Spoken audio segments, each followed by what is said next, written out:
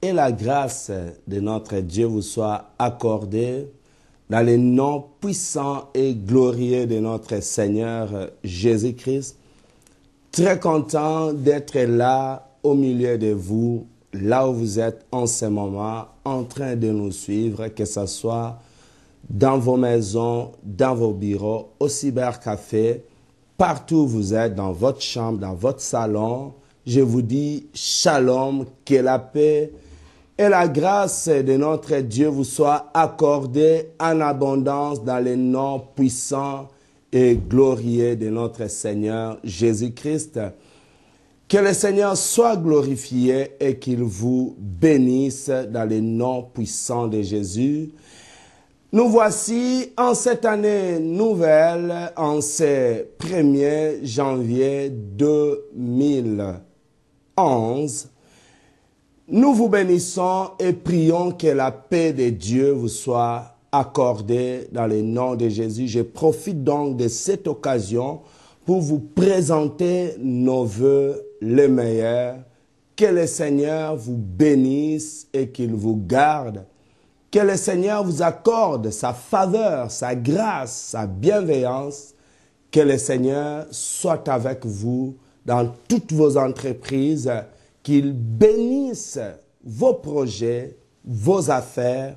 Et la parole de Dieu déclare dans le livre des Proverbes, chapitre 16, au verset 3, la Bible déclare « Confie tes œuvres à l'Éternel et tes projets se réaliseront. » Que le Seigneur soit le réalisateur de vos projets, qu'il vous bénisse abondamment. Que le Seigneur soutienne votre famille pendant toute cette année et que votre marche soit affermie par notre Dieu lui-même, qu'il vous conduise dans vos entreprises et qu'il bénisse toute votre famille. Je souhaite que cette année, toi qui étais malade, vous qui étiez malade, que la guérison soit votre partage. Vous qui avez des problèmes, que le Seigneur soit votre réponse, qu'il soit votre solution. Que le Seigneur pourvoie à tous vos besoins et je vous souhaite plein succès en Jésus-Christ. Nous croyons que notre Dieu fera de grandes choses pour vous durant toute cette année. C'est pourquoi ma prière est que le Seigneur se manifeste puissamment et que sa main puissante opère de grands miracles dans votre vie, selon qu'il est écrit dans les livres d'Exode, chapitre 6, le verset 1. L'Éternel dit à Moïse, tu verras ce que je ferai à Pharaon. Une main puissante les forcera. Que la main puissante de Dieu se manifeste puissamment dans votre vie et que ça puisse forcer votre situation et que tout change. Que ça soit pour toi cette année une année de changement. Que tout ce qui était difficile pour vous devienne facile cette année. Que le Seigneur vous facilite la tâche. Que ce qui était impossible devienne possible pour vous en cette année nouvelle. Bien-aimés, là où vous avez échoué les années passées, que vous puissiez réussir dans le nom puissant de Jésus. Croyez en cette parole. Et la Bible déclare dans Ésaïe 44, le verset 26, l'Éternel confirme la parole de son serviteur. Il réalise ce que prédisent ses envoyés. Je prie que les paroles, les bonnes paroles que j'ai prononcées sur vous pour cette année, que le Seigneur les confirme dans votre vie au nom de Jésus-Christ. Que Dieu vous bénisse. Et voilà, bien-aimés, avant de commencer, je vais vous prier, s'il vous plaît, de prendre une bonne attitude et prier ensemble avec moi. Oh, tu es digne d'être élevé, Adonai. Je n'ai jamais vu un Dieu semblable à toi. Le Dieu qui nous a protégés durant toute l'année passée. Tu ne changes pas, Adonai. Laisse-moi t'élever au-dessus de tout, dans la vie de mon frère, dans la vie de ma soeur, dans chaque famille. Manifeste-toi. Je te confie ce moment, ô l'Esprit de Dieu, manifeste-toi et glorifie notre Seigneur Jésus. Je viens briser tout puissant des ténèbres et lever contre la vie de mon frère et de ma sœur. Au nom puissant de Jésus, toutes les chaînes qui réclamaient la vie de mon frère et ma sœur, qui réclamaient cette famille, je viens les briser au nom de Jésus. Oh l'Esprit de Dieu, conduis-nous, parle-nous. Oh merci de nous révéler la volonté de Dieu pour chaque personne. Agis Saint-Esprit. Alléluia. Au nom de Jésus. Amen. Que Dieu vous bénisse, mon frère, ma sœur.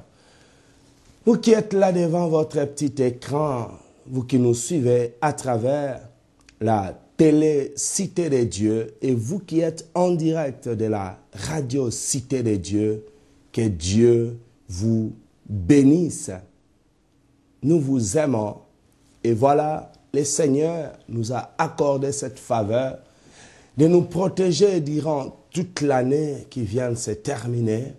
Nous disons merci Seigneur pour toute sa bonté et pour toute sa grâce.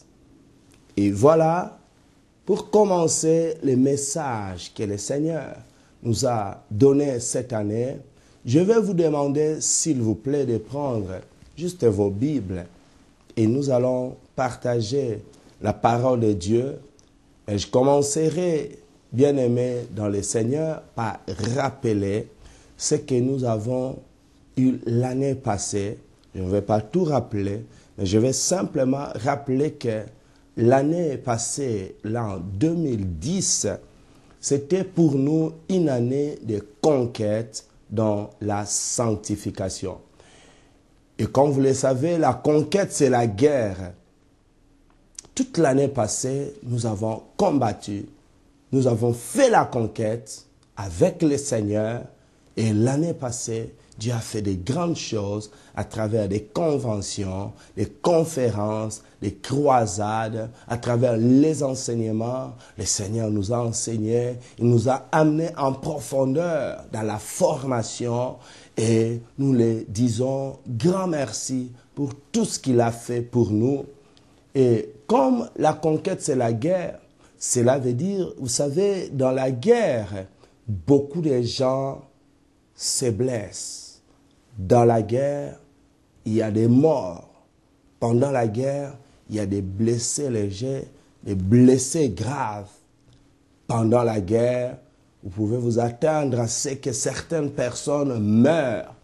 Et pendant la guerre, beaucoup de gens sont touchés, même les innocents. Alors, notre guerre, ce n'était pas une guerre physique, mais c'était une guerre spirituelle, la conquête. Alors, le Seigneur a vu que beaucoup de gens étaient blessés pendant l'année 2010. D'une façon ou d'une autre, tu as été touché, tu as été blessé. Et voilà, le Seigneur veut que vous ne puissiez pas continuer à être blessé, à être découragé. Et il trouve une bonne solution pour toi, pour cette année nouvelle qui va commencer, qui vient de commencer. Alors, cette année, nous allons découvrir dans la Bible, ensemble, les thèmes que le Seigneur nous donne pour cette année. Je vais vous prier d'ouvrir vos Bibles dans les livres des psaumes au chapitre 23, psaume chapitre 23, et je commence à lire à partir de verset 1, et c'est là que nous allons découvrir les thèmes que le Seigneur nous donne pour cette année. Dans psaume chapitre 23, Nous commençons à lire à partir du verset 1. La Bible déclare, « L'Éternel est mon berger. Je ne manquerai de rien. Il me fait reposer dans les verts pâturages. Il me dirige près des eaux paisibles. Il restaure mon âme. Il me conduit dans les sentiers de la justice à cause de son nom. » Le verset 3 dit, « Il restaure mon âme. Il restaure mon âme. Il restaure mon âme. Il me conduit dans les sentiers de la justice. » Voilà, cette année 2011 est déclarée année de la sanctification et de la restauration de l'âme. Année de la sanctification et de la restauration de l'âme.